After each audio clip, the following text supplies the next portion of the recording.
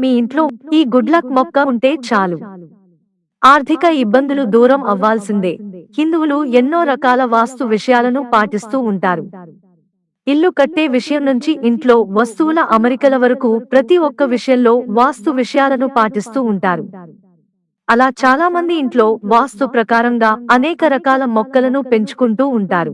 అలా వాస్తు ప్రకారంగా పెంచుకునే మొక్కల వల్ల ఇంట్లో ఆర్థిక ఇబ్బందులు మెరుగుపడడంతో పాటు ఆ ఇంట్లో ఎల్లప్పుడూ ఆనందం, ఆహ్లాదకరమైన వాతావరణం కనిపిస్తూ ఉంటుంది.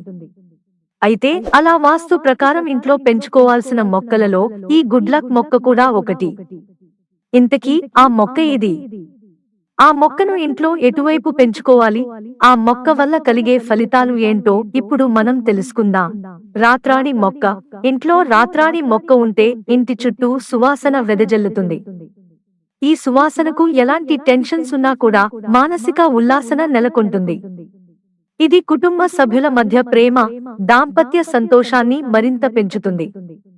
తద్వారా సంపాదనకు, కొత్త మార్గాల అన్వేషణకు ఉపయోగపడుతుంది. ఈ మొక్కల పూలు లేత పసుపు రంగులో ఉండి అందంగా కనిపిస్తుంది. ఇంట్లో నెగటివ్ ఎనర్జీ అంతా బయటకు పోతుంది. చంపా మొక్క. ఈ మొక్క ఇంట్లో ఉంటే ఎప్పుడూ పాజిటివ్ ఎనర్జీ నెలకొంటుంది. దీంతో కుటుంబ సభ్యుల మధ్య గొడవలు, తగాదాలు అనేవి ఉండవు. ఆర్థిక ఇబ్బందులు కూడా తొలగిపోతాయి. ఇంట్లో శాంతి నెలకొంటుంది. కుటుంబం అభివృద్ధి పదంలో దూసుకెళ్తుంది.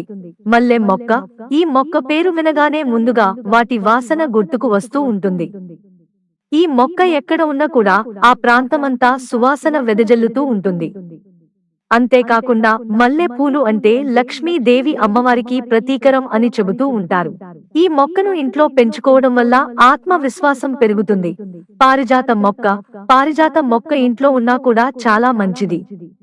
ప్రతి కోరికను తీర్చుతుంది అని అంటారు. ఈ మొక్క శ్రీకృష్ణుడికి అత్యంత ప్రీతికరమైన మొక్క. ఈ మొక్క మానసిక ఒత్తిడిని, ఆందోళనను తగ్గిస్తుంది.